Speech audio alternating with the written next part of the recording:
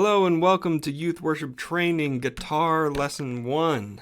If you want to learn how to play acoustic guitar for worship leadership, or if you even want to learn to play electric, acoustic is a really good place to start. You learn a lot of the basics here, and what I'm going to do is I'm going to break these up into very small sections. That way, if you need a reminder of anything, you can come back and check out any individual part. To begin with, we need to talk about the different parts of the guitar. And so in order to do that, I'm going to switch over to this other camera here.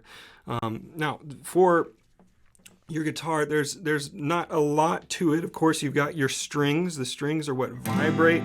They vibrate to make a sound. And the way that the guitar works is as you as you play a string, it's almost as if you stretch a rubber band and then you were to pluck it, right? And then if somebody grabbed that rubber band closer and then plucked it again, it would make a higher pitch. And so that's the same thing that you do with the guitar as you press down on the strings. You can play a string and then you can pick anywhere along the fretboard here to press down, and it's going to change the pitch.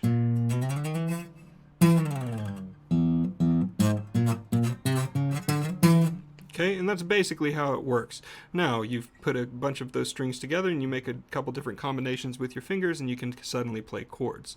All right, so we've got the strings. I've already mentioned the fretboard. That's what lies underneath the strings. Now, each of these little metal bars, those are called frets.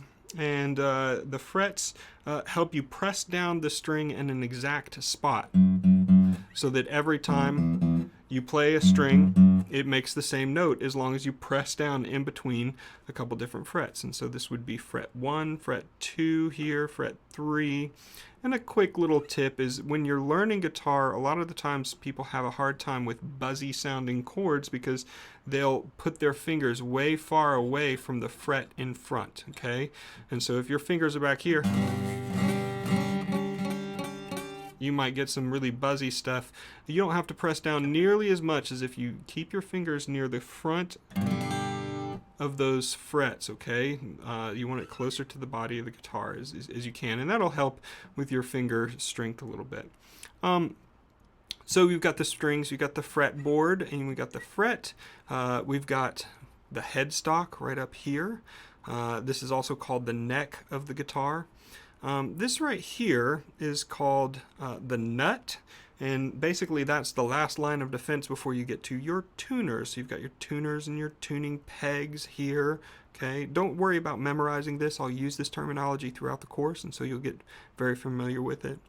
On this end, we have the bridge of the guitar. This whole section here is called the body of the guitar. This is the sound hole, and the sound hole may be in the middle of your guitar. It may be somewhere else. This one is a little bit fancy, and it has an extra sound hole up at the top. Okay. Now this is, you may have noticed that little bit of gear up at the top there. Mine is an acoustic electric guitar. If you're going to be playing in worship settings, you're going to want a guitar that plugs into a sound equipment, and so acoustic electric is the way to go. This is where you control everything, and then there'll be a hole somewhere where you can plug into a sound system. But that's pretty much it for the different parts of the guitar.